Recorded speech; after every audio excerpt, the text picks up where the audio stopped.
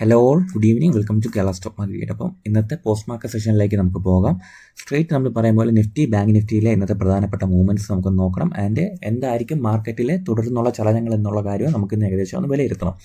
So നാളെ market holiday ആണ്. So ഇപ്പോൾ ഇന്നത്തെ പോസ്റ്റ് മാർക്കറ്റ് സെഷനിൽ മറ്റന്നാൾ എങ്ങനെയായിരിക്കും മാർക്കറ്റിൻ്റെ ഓപ്പണിംഗ് എന്നുള്ള കാര്യത്തിൽ ഒരു ധാരണയോടെ മാത്രം നമ്മൾ ഈ ഒരു വീഡിയോ അവസാനിപ്പിക്കുക. സോ നമ്മൾ പറഞ്ഞിരുന്നു മാർക്കറ്റിൽ ചെറിയൊരു ഡൗൺ സൈഡ് പോസിബിലിറ്റി ഉണ്ട്. സോ അതുകൊണ്ട് തന്നെ നമ്മൾ കുറച്ച് ട്രേഡ്സ് എല്ലാം കൺട്രോൾഡായിട്ടാണ് എടുത്തുകൊണ്ടിരുന്നത്.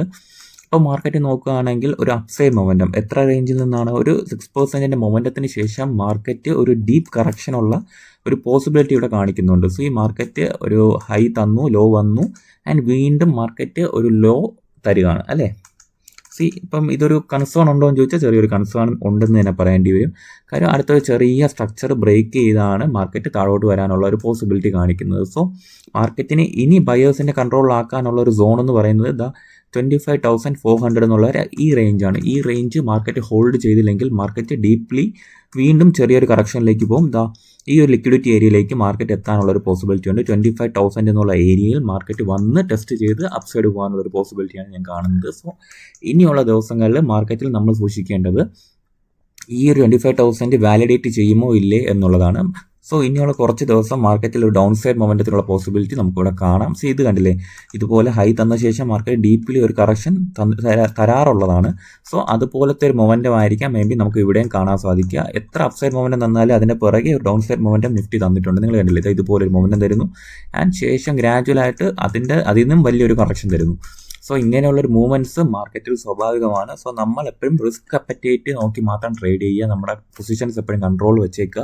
അങ്ങനെയെങ്കിൽ ഇങ്ങനത്തെ വലിയ ഫോൾസ് എല്ലാം നമുക്ക് ഒഴിവാക്കാനും മാർക്കറ്റിൽ നിന്ന് മാറി നിൽക്കാനും ചെറിയ സ്റ്റോപ്പ് ലോസുകൾ വന്നാൽ അത് ബുക്ക് ചെയ്യാനും ഒക്കെ ഉള്ള ഒരു മൈൻഡ് സെറ്റ് ഡെവലപ്പായിട്ട് വരും. ഇപ്പോൾ നിഫ്റ്റിയിൽ നമ്മൾ കണ്ടു ഇങ്ങനത്തെ ഒരു പോസിബിലിറ്റി നമുക്കിവിടെ നിലവിലുണ്ട്. 25,400 എന്നുള്ള റേഞ്ച് ടെസ്റ്റ് ചെയ്യാനുള്ള ഒരു പോസിബിലിറ്റി നിലവിലുണ്ടെന്നുള്ള കാര്യം ഇപ്പം മാർക്കറ്റിൻ്റെ ഒരു ടോട്ടൽ പ്രൈസ് ആക്ഷൻ വാച്ച് ചെയ്യുമ്പോൾ നമുക്ക് മനസ്സിലാവുന്നുണ്ട് അല്ലേ. ഇപ്പോൾ ബാങ്ക് നിഫ്റ്റിയും കൂടെ നമുക്ക് ചെക്ക് ചെയ്യാം. ഇപ്പോൾ നിഫ്റ്റി ബാങ്ക് എടുക്കുമ്പോൾ എന്താണ് കുറച്ചും കൂടെ പെർഫെക്റ്റ് ആയിട്ടുള്ളൊരു പ്രൈസ് ആക്ഷൻ എനിക്ക് തോന്നിയത് നിഫ്റ്റി ബാങ്കിലാണ് കേട്ടോ. നിഫ്റ്റി ബാങ്ക് ഒരു റീടെസ്റ്റ് സോണിൽ നിൽക്കുകയാണ്. ആൻഡ് നിഫ്റ്റി ബാങ്കിൻ്റെ ഈ റീടെസ്റ്റ് സോൺ എന്ന് പറഞ്ഞാൽ കഴിഞ്ഞ 2-3 ദിവസമായിട്ട് ഒരു റേഞ്ച് ബൗണ്ട് മാർക്കറ്റാണ്. അപ്പോൾ നിങ്ങൾ ഇന്നത്തെ ഡേ ക്യാൻഡിൽ നോക്കുകയാണെങ്കിൽ നിങ്ങൾക്ക് എന്താ മനസ്സിലാവുന്നത്, ഇന്നലത്തെ ഒരു ഡേ ക്യാൻഡിലിൻ്റെ ഉള്ളിൽ നിന്നാണ് മാർക്കറ്റ് ട്രേഡ് ചെയ്തുകൊണ്ടിരുന്നത് അല്ലേ. നിങ്ങളത് നോക്കുകയാണെങ്കിൽ അറിയാം, ഇന്ന് ആ ഏരിയയ്ക്ക് അപ്പുറത്തൊന്നും പോയിട്ടില്ല. മാർക്കറ്റ് ഈ 2 ഏരിയക്കുള്ളിൽ നിന്ന് ഇന്നലത്തെ ഡേ ഇന്നലത്തെ ലോ ആ ഏരിയക്കുള്ളിൽ നിന്നാണ് മാർക്കറ്റ് ട്രേഡ് ചെയ്തത്. സോ ടോട്ടലി ഒരു കൺസോൾട്ടേഷൻ മാർക്കറ്റ് ആയിരുന്നു ബാങ്ക് നിഫ്റ്റിയിൽ നോക്കിയാൽ കാണുന്നത്. അപ്പം തുടക്കത്തിൽ 15 മിനിറ്റ് നോക്കുമ്പോൾ കുറച്ചുകൂടെ വ്യക്തമാവും. നിങ്ങൾക്ക് കണ്ടില്ലേ, ഒരു ഡിമാൻഡ് ഏരിയ, അതായത് 2 ഏരിയയും ഡിമാൻഡും സപ്ലൈ ആയിട്ട് വർക്ക് ചെയ്തുകൊണ്ടിരുന്നത്. അതായത് ഇന്നലത്തെ ഡേ ഹൈ സപ്ലൈയും ഇന്നലത്തെ ഡേ ലോ ഒരു ഡിമാൻഡും ആയിട്ടുള്ള രീതിയിലാണ് മാർക്കറ്റ് ട്രേഡ് ചെയ്തുകൊണ്ടിരിക്കുന്നത്. സോ ഇതേ ഒരു കാര്യം തന്നെയാണ് എനിക്ക് ബാങ്ക് നിഫ്റ്റിയിലെ കാര്യം അതേപോലെ നമുക്ക് നിഫ്റ്റിയിലും ഫോക്കസ് ചെയ്യാം, നിഫ്റ്റിയിലെ കാര്യം ബാങ്ക് നിഫ്റ്റിയിലും ഫോക്കസ് ചെയ്യാം. അപ്പോൾ ഈ 2 സോൺസിൻ്റെ ഇടയിൽ നിൽക്കുന്നത് കൊണ്ട് തന്നെ മാർക്കറ്റിൽ ഇനി എന്താണെന്ന് ചോദിച്ചാൽ ബാങ്ക് നിഫ്റ്റി ഈ റേഞ്ച് ബ്രേക്ക് ചെയ്യുവാണെങ്കിൽ ഒരു പ്രോപ്പർ സെല്ലിങ്ങിലേക്ക് മാർക്കറ്റ് പോകാൻ സാധ്യതയുണ്ട്. മറിച്ച് ബാങ്ക് നിഫ്റ്റി ഈ ഏരിയ ഹോൾഡ് ചെയ്യുവാണെങ്കിൽ ഒരു ബൈയിങ് പ്രഷർ തിരിച്ചു വരാനുമുള്ള പോസിബിലിറ്റി ഉണ്ട്. സോ വളരെ ക്രൂഷ്യൽ സോണിലാണ് മാർക്കറ്റ് നിൽക്കുന്നത്. ബാങ്ക് നിഫ്റ്റിയെ സംബന്ധിച്ച് ഈ ഒരു റേഞ്ച്, ഈ ഒരു ബ്ലൂ ലൈൻ 57,550 അല്ലെങ്കിൽ 57,500 ഈ ഒരു റേഞ്ചിനുള്ളിൽ മാർക്കറ്റ് ട്രേഡ് ചെയ്യുകയാണെങ്കിൽ കുറച്ച് സേഫ് സോണിൽ മാർക്കറ്റ് നിൽക്കുമെന്ന് പറയാം. മറിച്ച് 57,500 എന്നുള്ള റേഞ്ച് ബ്രേക്ക് ചെയ്ത് താഴെ വരുവാണെങ്കിൽ ഒരു സെല്ലിംഗ് പ്രഷറിലേക്ക് മാർക്കറ്റ് പോകും. ഓക്കെ, അപ്പോൾ നിഫ്റ്റി ബാങ്ക് നിഫ്റ്റിയുടെ കാര്യങ്ങൾ ഇങ്ങനെയാണ്. സോ നിങ്ങളുടെ പൊസിഷൻസ് എല്ലാം അതുപോലെ ആയിരിക്കണം നിങ്ങൾ മെയിൻറ്റെയിൻ ചെയ്യേണ്ടത്. വലിയ എക്സ്പോഷർ കൊടുക്കാതിരിക്കാൻ പ്രത്യേകം ശ്രദ്ധിക്കുക. ഓക്കെ, അപ്പോൾ ഇന്നത്തെ ടോപ്പ് ഗെയിനേഴ്സ് നോക്കുകയാണെങ്കിൽ ടൈറ്റൻ, എയർടെൽ, ബജാജ് ഫിനാൻസ്, എം&എം, HDFC ലൈഫ്. അതായത് നല്ല റിസൾട്ട് വന്നതിൻ്റെ പേരിലൊക്കെയാണ് ടൈറ്റൻ പോലുള്ള സ്റ്റോക്കുകൾ ഇന്ന് പെർഫോം ചെയ്തത്. ടൈറ്റൻ്റെ ചാർട്ട് നമുക്കൊന്ന് കാണിക്കാം. ടൈറ്റൻ ടോട്ടലി പോസിറ്റീവ് റിസൾട്ട് ആയിരുന്നു. അതിൻ്റെ ഭാഗമായിട്ട് മാർക്കറ്റ് പെർഫോം ചെയ്തിട്ടുണ്ട് അല്ലേ.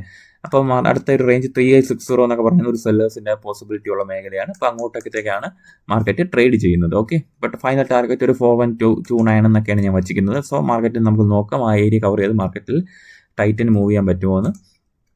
സോ അടുത്ത സ്റ്റോക്ക് എന്ന് പറയുന്നത് M&M, HDFC life, Bajaj finance ഇതൊക്കെയാണ് ഇന്ന് ടോപ്പ് ഗെയിനേഴ്സിലുണ്ടായിരുന്നത്. ടോപ്പ് ലൂസേഴ്സിലാണെങ്കിൽ Eternal, Coal India, TMPV and ONGC. അപ്പോൾ എട്ടേണലിൻ്റെ എന്നാണ് ഇന്നത്തെ പ്രൈസ് ആക്ഷൻ നമുക്കൊന്ന് വാച്ച് ചെയ്യാം.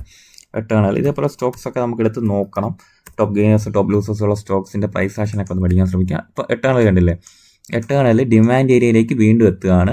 സോ എറ്റേണലിൻ്റെ ടോട്ടൽ ഒരു ഡിമാൻഡ് ഏരിയയാണ് 300 എന്നുള്ള റേഞ്ച്. അപ്പോൾ ഈ ഏരിയ ബ്രേക്ക് ചെയ്താൽ മാർക്കറ്റ് എറ്റേണലിൽ ടോട്ടലി ഒരു ബേറിഷ് മൊമെൻറ്റത്തിലേക്ക് പോകും. അടുത്ത ഈ ഒരു ഗ്യാപ്പ് ഒക്കെ ഇവിടെ കിടപ്പുള്ളത് കൊണ്ട് തന്നെ ഈ ഗ്യാപ്പ് ടെസ്റ്റ് ചെയ്യാനായിട്ട് എറ്റേണൽ വരാനുള്ള ഒരു പോസിബിലിറ്റി ഉണ്ടാവും. കാര്യം ഈ ഒരു സപ്പോർട്ട് 300 എന്നുള്ള ഒരു സപ്പോർട്ട് ബ്രേക്ക് ചെയ്യുകയാണെങ്കിൽ ഈ ഗ്യാപ്പ് ഫില്ല് ചെയ്യാനായിട്ട് മാർക്കറ്റ് എത്താനുള്ള പോസിബിലിറ്റി ഉണ്ട്.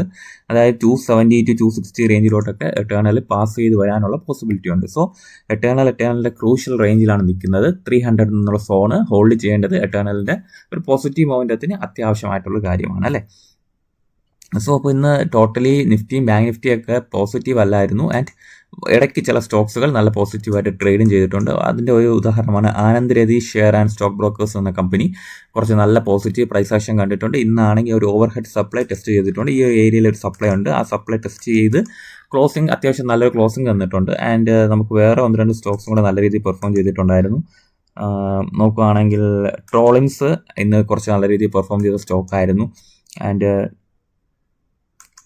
ഇത് സ്നൈഡർ എന്ന് പറഞ്ഞ സ്റ്റോക്ക് അത്യാവശ്യം നല്ല രീതിയിൽ പെർഫോം ചെയ്തിട്ടുണ്ടായിരുന്നു.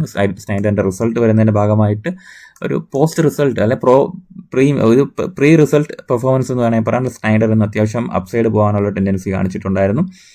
ആൻഡ് നമുക്ക് നോക്കുകയാണെങ്കിൽ ഇൻ്റലക്ട് ഡിസൈൻ കുറച്ച് നല്ല രീതിയിൽ പെർഫോം ചെയ്യുന്നുണ്ട്. സോ ഞാൻ ഇതിൽ പൊസിഷനൊന്നും എടുത്തിട്ടില്ല, ജസ്റ്റ് വാച്ച് ചെയ്യുന്നത് മാത്രമേ ഉള്ളൂ. ഇൻ്റലക്റ്റ് ഒരു വീക്കിലിയിൽ നോക്കിയപ്പോഴത്തേക്ക് എനിക്ക് നല്ലൊരു പൊസിഷൻ അല്ലെങ്കിൽ ഒരു നല്ലൊരു ട്രേഡിംഗ് ഓപ്പർച്യൂണിറ്റി വരുന്നതായിട്ട് തോന്നിയതുകൊണ്ട് ഞാൻ വാച്ച് ലിസ്റ്റിൽ ഇട്ട് വെച്ചേക്കാണ്. മോസ്റ്റ്ലി ഞാൻ പൊസിഷനൊന്നും എടുത്തിട്ടില്ല ഇൻ്റലക്റ്റിൽ. എന്തായാലും വരുന്ന ദിവസങ്ങളിൽ ഇതിലൊരു മൊമെൻറ്റം പ്രതീക്ഷിക്കുന്നുണ്ട് ഞാൻ ഇൻ്റലക്റ്റിൽ. ഇപ്പോൾ നിങ്ങൾക്ക് പഠിക്കാൻ ആഗ്രഹം ഉണ്ടെങ്കിൽ ഇൻ്റലക്റ്റിൽ കൂടുതൽ സ്റ്റഡി പർപ്പസിന് വേണ്ടിയിട്ടുള്ള കാര്യങ്ങൾ ചെയ്യാം. ഓക്കെ, അപ്പം കുറച്ച് നല്ല സ്റ്റോക്കുകൾ ഇന്ന് പെർഫോം ചെയ്തിട്ടുണ്ട്. അതിലൊന്ന് വേറെ ഒന്ന് ബാങ്ക് ഓഫ് പ്രൊഡക്ട്സ് ആണ്. ബാങ്ക് ഓഫ് പ്രൊഡക്ട്സ് കാണുകയാണെങ്കിൽ നമുക്ക് ഓവറോൾ പ്രൈസ് ആക്ഷൻ ഒന്ന് പഠിച്ചു നോക്കാം. ബാങ്ക് ഓഫ് പ്രൊഡക്ട്സിൻ്റെ മന്ത്ലി ചാർട്ട് എടുത്ത് നോക്കാം. ഓൾ ടൈം ഹൈയിലേക്ക് ചാർട്ട് പോവുകയാണ്. ആൻഡ് വീക്ക്ലി എടുക്കുകയാണെങ്കിൽ മാർക്കറ്റ് എന്താണ് ചെയ്യുന്നത്? ഹയർ ഹൈ തന്നു പോകാനുള്ളൊരു പെർഫോമൻസ് ആണ് വീക്ക്ലി നോക്കിയാൽ കാണുന്നത്. ഹയർ ഹൈ കറക്ഷൻ തരുന്നു, അപ്സൈഡ് പോകുന്നു. സോ ബാങ്ക് ഓഫ് പ്രൊഡക്ട്സ് നമ്മൾ ഒരു വീക്ക്ലിയിൽ നോക്കുമ്പോഴത്തേക്കും പോസിറ്റീവ് പ്രൈസ് ആക്ഷൻ ആണ് കാണുന്നത്. ആൻഡ് മാർക്കറ്റ് കറക്ഷൻ തന്ന ശേഷം ഈ ഒരു ഹൈ റിട്ടേൺ ചെയ്യുകയാണ്. അപ്പോൾ നമുക്ക് ഈ ഒരു ബാങ്കോയുടെ ഒരു സപ്ലൈ സോൺ എന്ന് പറയുന്നത് 870 ആണ് ഒരു സപ്ലൈ റേഞ്ച് എന്ന് പറയുന്നത് ബാങ്ക് ഓഫ് പ്രൊഡക്ട്സിൻ്റെ. സോ ആ റേഞ്ചിലേക്ക് ബാങ്ക് ഓഫ് പ്രൊഡക്ട്സ് പോകുന്നുണ്ട്. അപ്പോൾ ഇത് ഞാൻ ഇന്ന് ട്രേഡ് എടുത്തിട്ടുണ്ടായിരുന്നു പേഴ്സണലി. ആൻഡ് പ്രോഫിറ്റിൽ ഇറങ്ങി. ആൻഡ് കുറച്ച് ക്വാണ്ടിറ്റി ഞാൻ ഹോൾഡ് ചെയ്യുന്നുണ്ട് വരുന്ന ദിവസങ്ങളിലേക്ക് വേണ്ടിയിട്ട്. ഒരു totally positive price action bank of പ്രൊഡക്ട്സിലുണ്ട്. നിങ്ങളത് ചാർട്ട് എടുത്ത് പരിശോധിക്കുക. നല്ലൊരു കറക്ഷൻ തരുന്നു ആൻഡ് സ്റ്റോക്ക് അപ്സൈഡ് പോകുന്നു. ഇങ്ങനെ ഹയർ ഹൈ തരുന്ന സ്റ്റോക്കുകളുടെ എക്സാമ്പിളിൽ ഒന്നാണ് ബാങ്ക് ഓഫ് പ്രൊഡക്ട്സ്. അപ്പോൾ ഇതിങ്ങനത്തെ സ്റ്റോക്കുകളൊക്കെ കൂടുതൽ പഠിക്കാൻ ശ്രമിച്ചാൽ നമ്മുടെ ട്രേഡിംഗ് കരിയറിന് അതൊരു വല്ലാതെ ഹെൽപ്ഫുൾ ആയിരിക്കും. ഓക്കെ, അപ്പോൾ വേറെ ഏതെങ്കിലും സ്റ്റോക്സ് ഡൗട്ട്സ് ഉണ്ടെങ്കിൽ നിങ്ങൾക്ക് കമൻറ്റ് ബോക്സിൽ ഇടാം, അല്ലെങ്കിൽ എനിക്ക് പേഴ്സണലി ടെലിഗ്രാമിൽ മെസ്സേജ് അയക്കാം. നമുക്ക് ആ സ്റ്റോക്സ് എല്ലാം പരിശോധിച്ച് യൂട്യൂബ് വീഡിയോ ചെയ്യാവുന്നതാണ്. ഓക്കെ, അപ്പോൾ ഇന്നത്തെ പോസ്റ്റ് മാർക്കറ്റ് സെഷൻ അവസാനിപ്പിക്കുകയാണ്. അപ്പോൾ നാളത്തെ ദിവസം അല്ലെങ്കിൽ മറ്റുന്ന ദിവസങ്ങളിൽ നമുക്ക് കൂടുതൽ സ്റ്റോക്സിനെ കുറിച്ചുള്ള ഇൻഡിവിജ്വൽ വീഡിയോസ്, കമ്പനി അനാലിസിസിലേക്ക് നമുക്ക് പോകേണ്ടതുണ്ട്. നല്ല നല്ല കമ്പനികൾ നമുക്ക് പഠിക്കാൻ ശ്രമിക്കാം. അപ്പോൾ അതിൻ്റെ വീഡിയോസൊക്കെ വരും. അപ്പോൾ അതൊക്കെ അപ്ഡേറ്റ് ചെയ്യുമ്പോൾ എല്ലാവരും ഒന്ന് കാണാൻ ശ്രമിക്കുക. ഓക്കെ, അപ്പോൾ താങ്ക് യു.